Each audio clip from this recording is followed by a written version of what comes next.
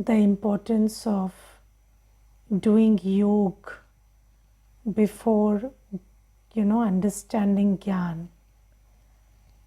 Baba always says that, just like, people say that you must take a bath before having breakfast, because if you take a bath, then your body will have better absorption capacity. Similarly, on this spiritual path, yoga is like bath. So yoga has many forms, many analogies with which we explain yoga.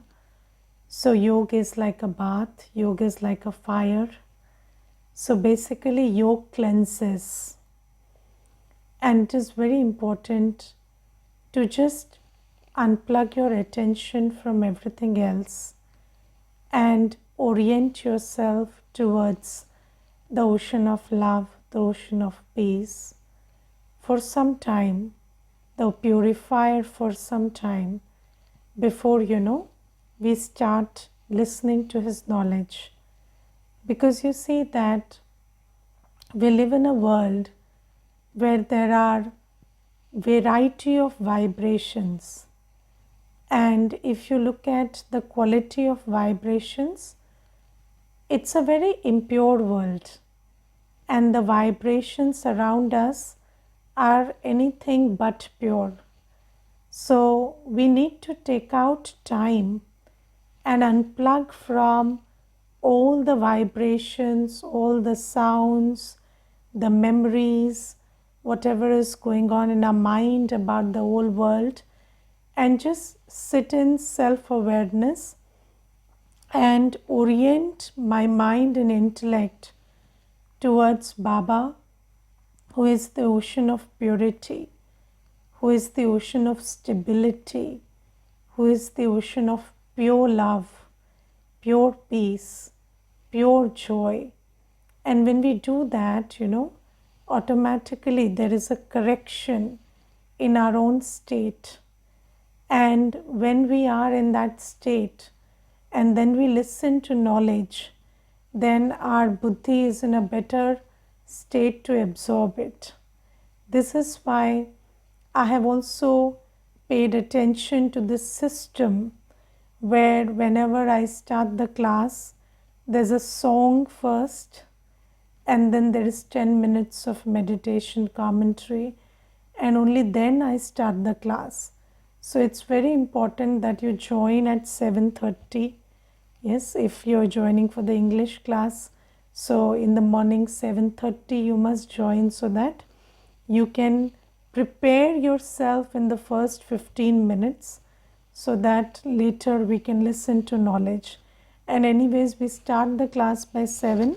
So if you log in at 7 also, 45 minutes of meditation you can do and then listen to the class.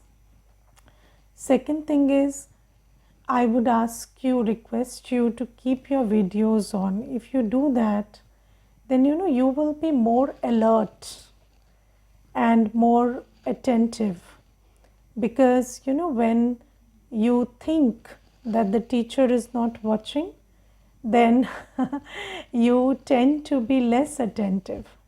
So you see, the purpose why we are spending time, why we are sitting in the class, is for self-development.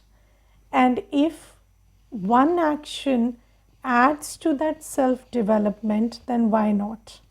If there is really some pressing reason why I cannot switch on the video, okay, but if you're not in proper clothes, or if you're not taken bath, then please take bath, please change your clothes and sit in front of the camera. Because you see, when you prepare yourself physically, I always believe that physical preparation is also a very good step to preparing the mind. You see that during COVID we felt this thing, that there were people who told me that because we don't have to go to office, or we don't have to dress up, That's why we have started feeling very mentally weak, because there is no need for physical preparation. And everything that you do on the physical level also starts to shift your mind. So that's why it's very important that we take a good bath and sit. Even if you're new to the practice and you've not started doing Amrit Vela, you will begin after some time, but at least for now you take a good bath, get well dressed, and then sit in front of the camera and attend the class. So that will help you. I will tell you something about this physical preparation and mental preparation. There's this one sister, she's studying, and she's preparing for civil services, and now she's studying for 10 hours a day. And earlier, when she was in college or something, she would study for 2 hours, 2.5 hours, that's it, right? But now her parents and we at the center, we just pounced upon her and we said, no, you have to study for 10 hours, 8 hours, you sit in the center and study and this and that. So we built that pressure. Now she's a very agyakari child, very obedient, so she started doing that. Now what happened is, the other day she was telling her mother that I'm going and I am sitting and studying for 10 hours, but I feel that I'm faking it, and I'm just showing off that I'm studying, or I'm just having this thought that Didi should not know that I'm not studying, so I'm studying. So her mother said, okay, but Baba says fake it till you make it, so at least you're doing that, that's also good. And then her mother said, share it with Didi then. So she was telling me, and I told her, since we come to this stage in Satyug, so in Satyug we leave our home, soul world, and come to the stage. And then what happens, slowly, gradually, our qualities start decreasing. So more so after the Copper Age. So after Dwapar Yuga, we start losing our qualities. And then what happens is, magically, we start believing that all that is weak and impure is me, and all that is strong, good and great is not me. So you start very strongly, you start believing that everything that is making mistakes or not being disciplined, or that part of me which is not good, not great, average, that is me, and everything that is good and great is not me.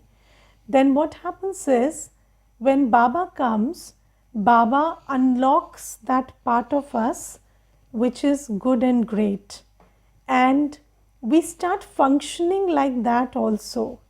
But because our self-image has been that I'm normal. Normal means what? Normal means I'm not great. So, and there's a very good quotation by Nelson Mandela, and I really like it.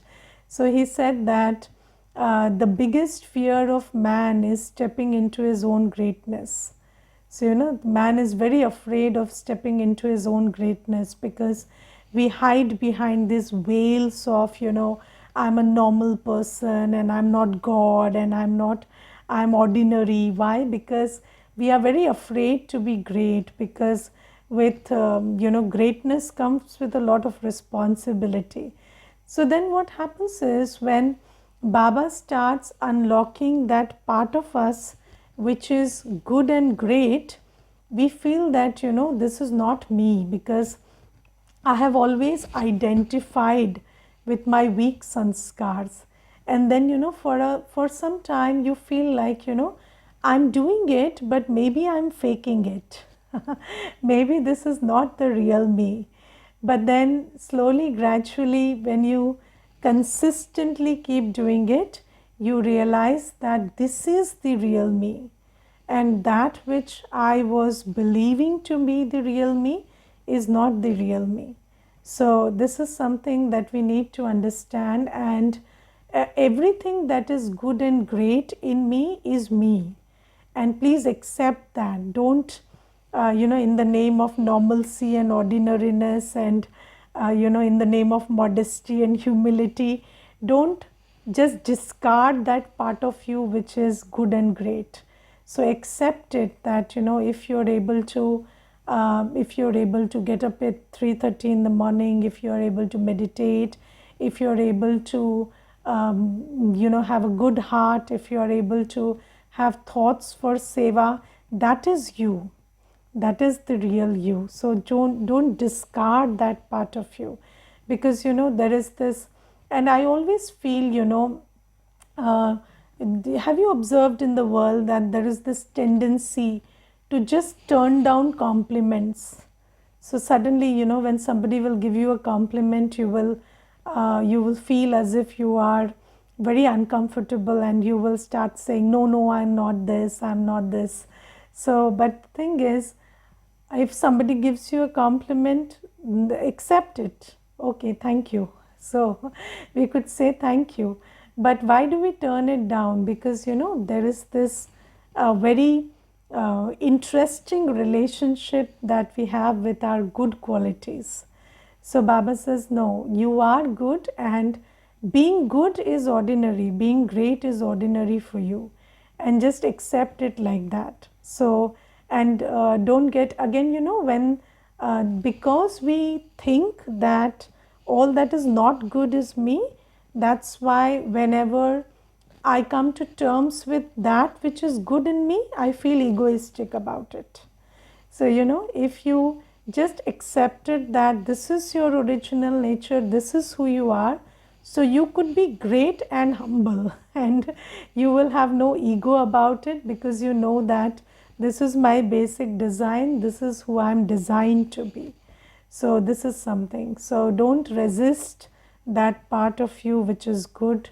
Don't shy away from compliments, but also in this Sangam Yuga, because we have these sanskars of Maya, so Baba gives us a very good method.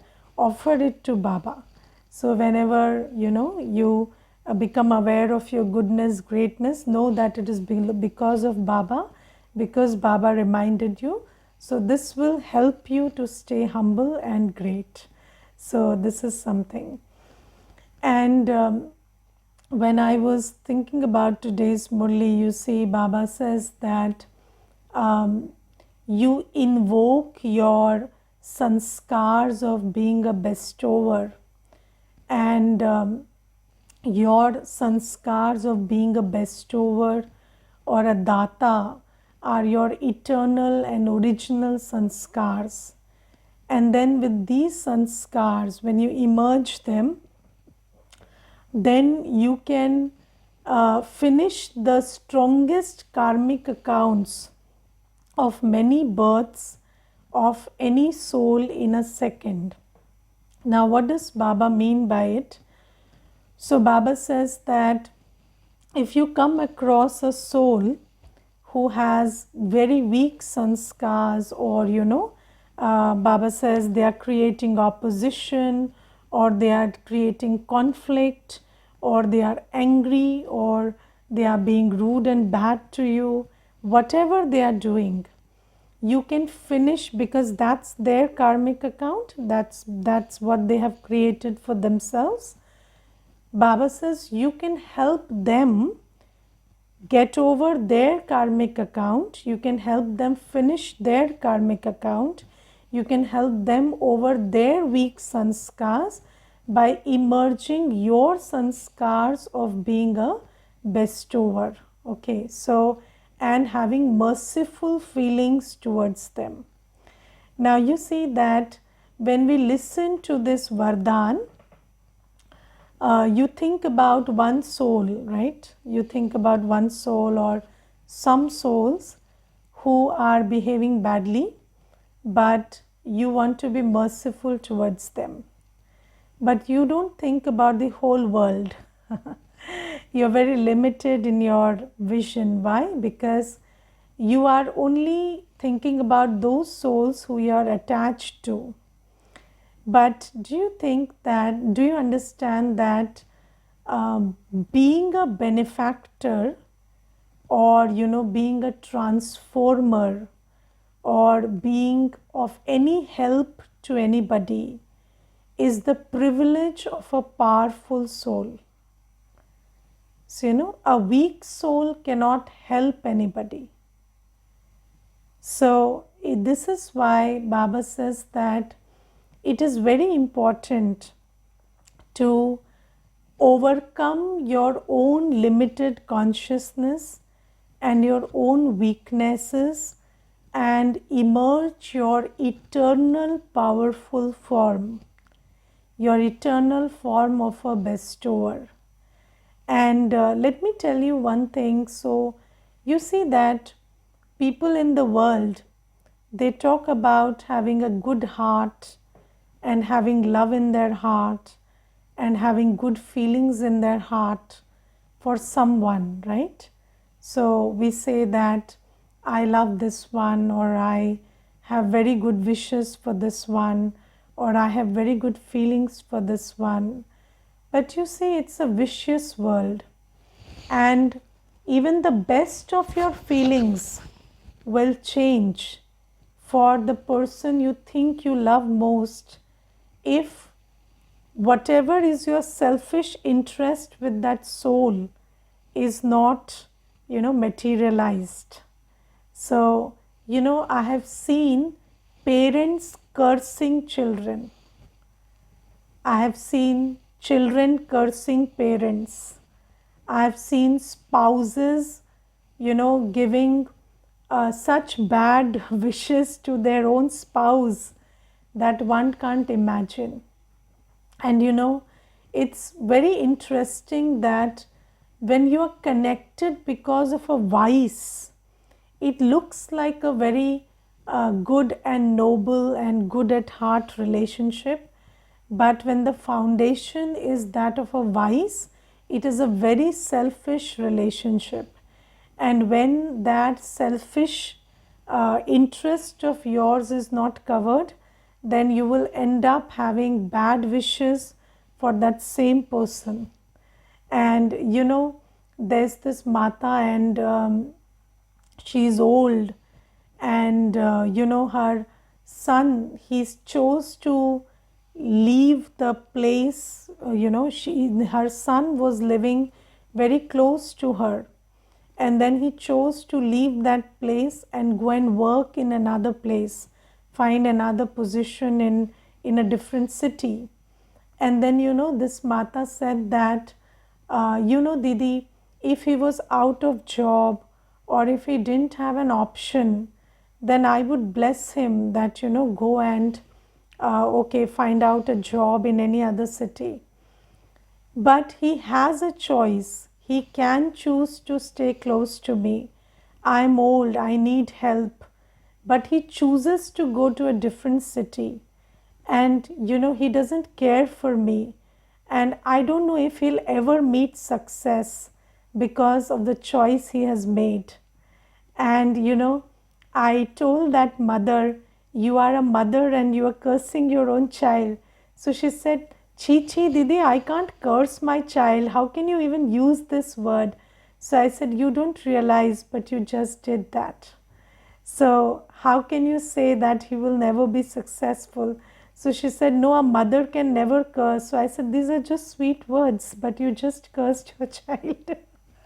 Why? Because you are having these thoughts, because you see, and you don't even realize that, irrespective of everything, your duty is to have good wishes. But you see, it's not being in mother consciousness or father consciousness or in any other body consciousness which will help you to have good wishes and good feelings all the time.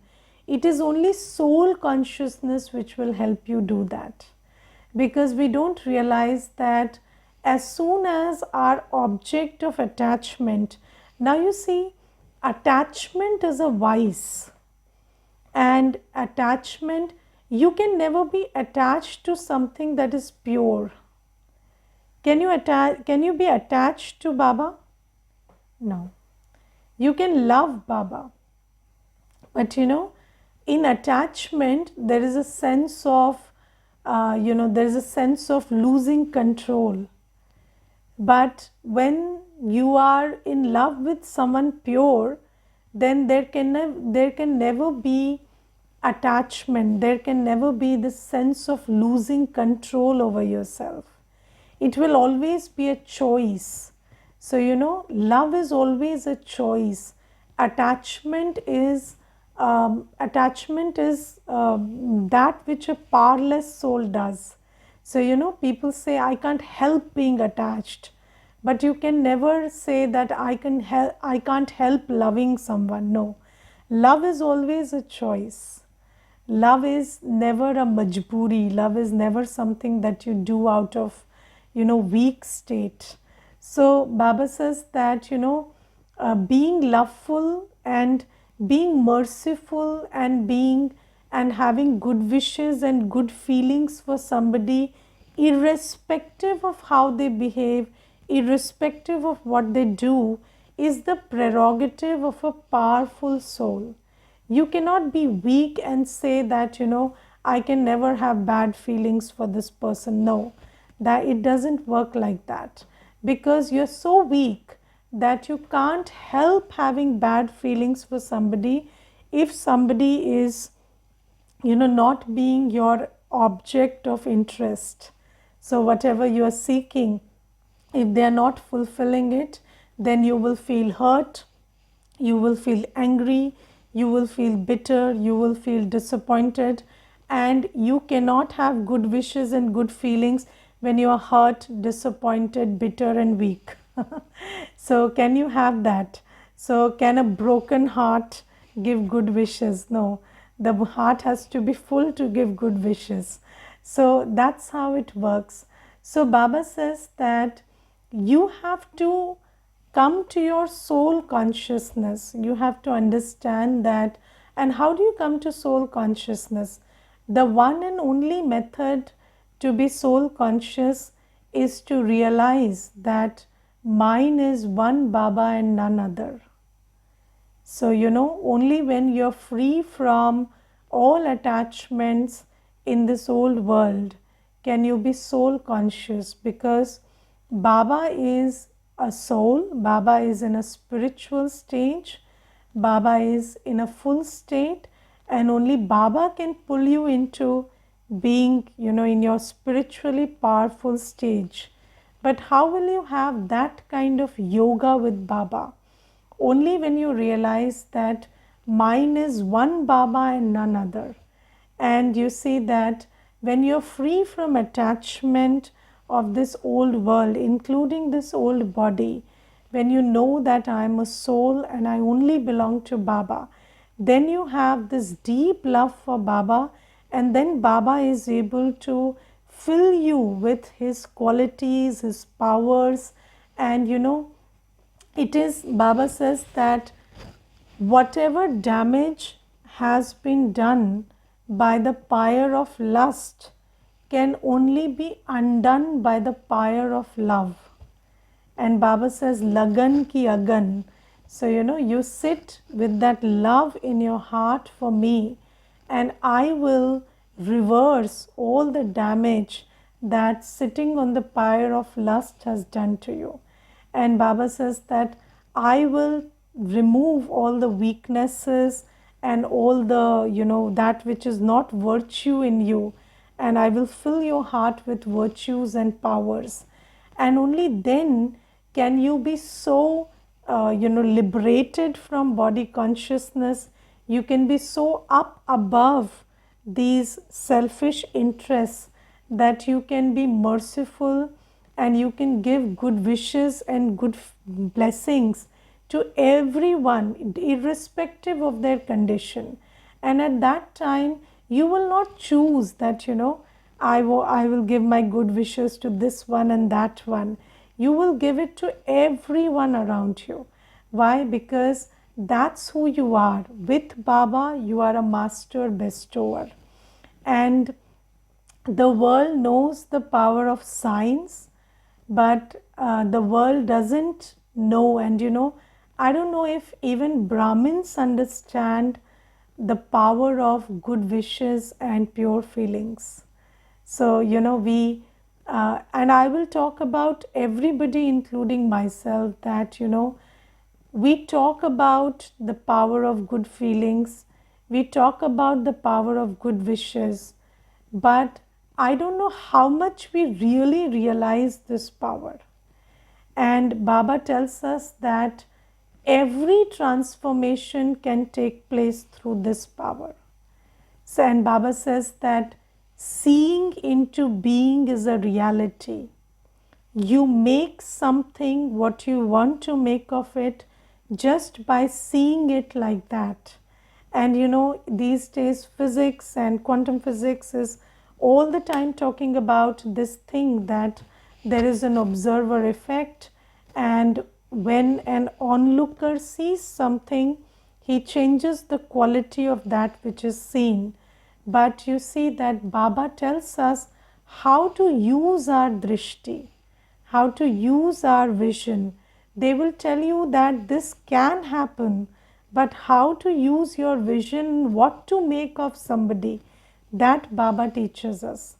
And Baba tells us that, even if you see any soul opposing you, being in conflict with you, being very rude to you, or just being themselves in their weak sanskars, you just look at them as a pure, peaceful, powerful, capable, wonderful soul. Yes, you just look at them like that.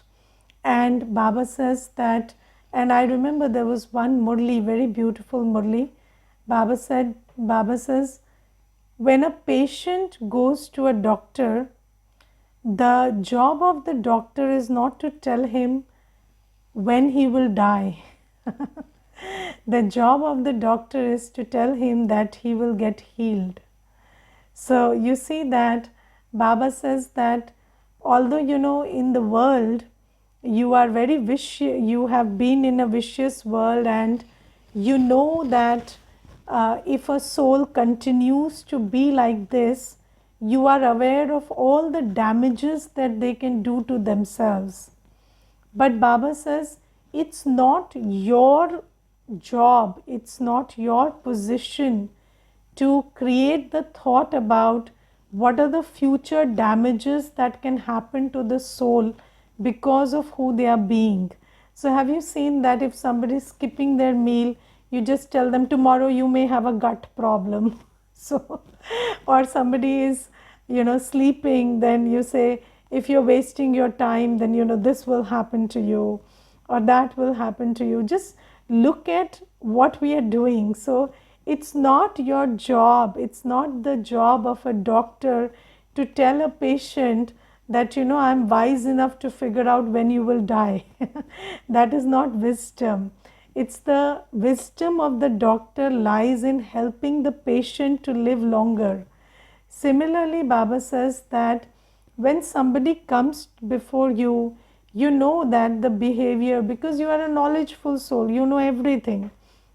So you also know the karma ki gati that they are creating. You know that if they continued like this, what kind of fortune they will create for themselves. But that's not your job. That's not who you are to tell.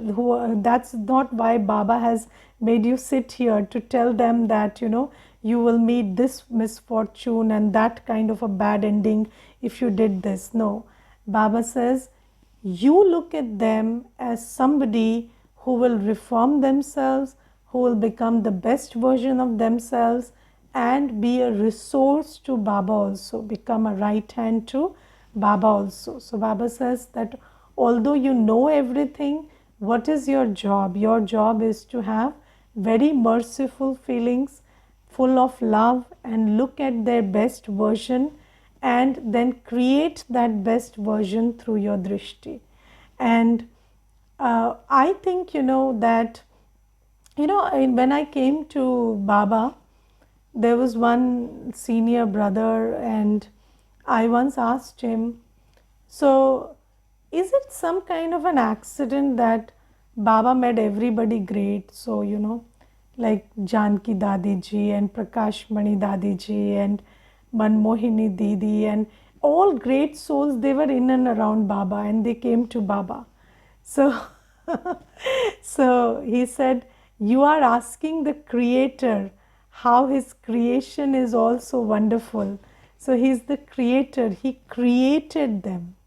So he told me very beautifully that, every soul is wonderful, every soul is special, but you see that we are not born the way we are born, but, it is each other's drishti that is spoiling us. Do you feel that, you have also been an instrument to, with your words, with your drishti, spoiling somebody's fortune?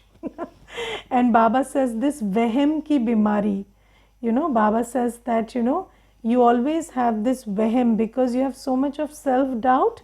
You have this doubt, perpetual doubt in the well-being of every soul.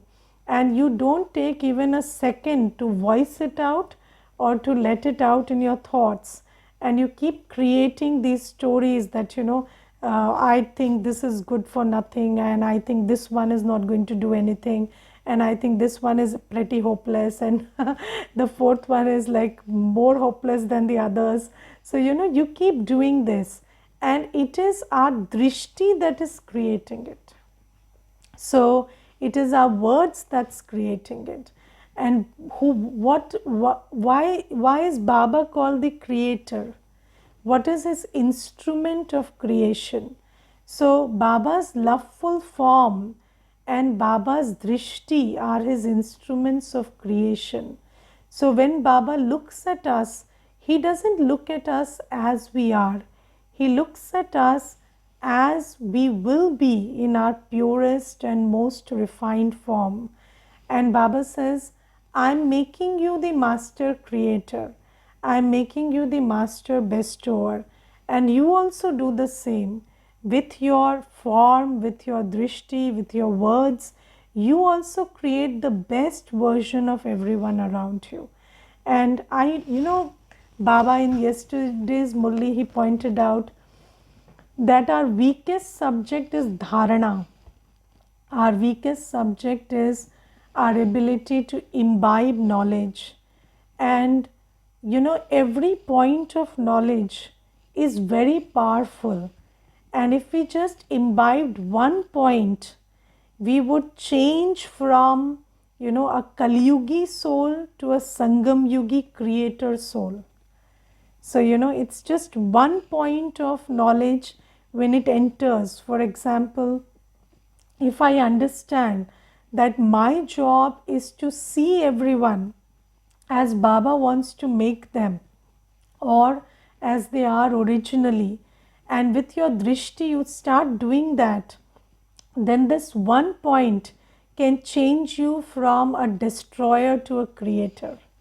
So Baba always says that, and every point of knowledge that Baba gives is very, very special and very, very powerful. So let us all, with our merciful feelings, finish the karmic accounts, help give the other soul also the hope and the faith and the strength to finish their accounts and rise above their weaknesses, because we want to create assets. We don't want to create liabilities around us.